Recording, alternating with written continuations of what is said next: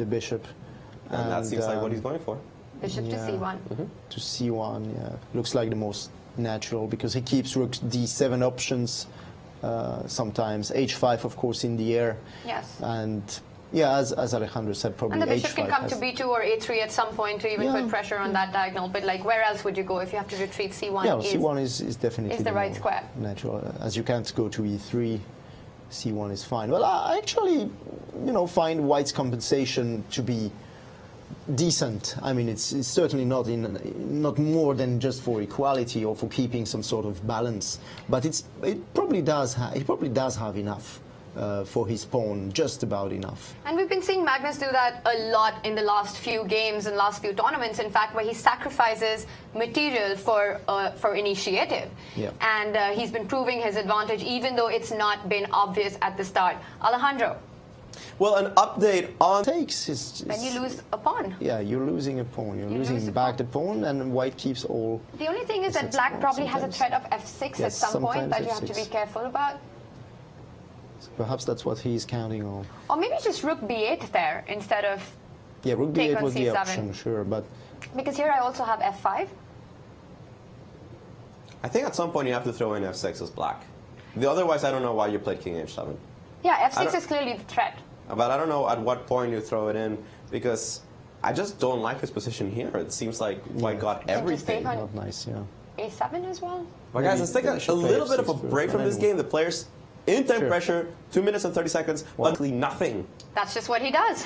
And that's what I was talking about, guys. F6 at some point, maybe this was the point. Exactly, he's done it. F6. So the point is that if you take on d7, you take on g5, and now White has a problem with the f4 and the h4 pawn. That's happening, actually. He's taking on d7, taking on g5. And of course, the time factor now is getting important. 2 minutes, 30 seconds for Magnus.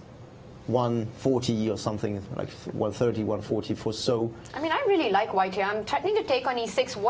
Where is Black's counterplay here? Also, I have a bishop and you have a knight. This is as a general rule, as a general rule, this duo, rook and bishop, is better than rook and knight in endgames. But Yannick, this is amazing. I mean, this pawn sacrifice really did not look like anything. And we've been seeing this again and again with Magnus, where he's been doing this, just giving the pawn for an initiative that's not so clear, and somehow things just fall apart from him. Well, we're going to come back to this game, but turning things around. He went from down a pawn to up a pawn.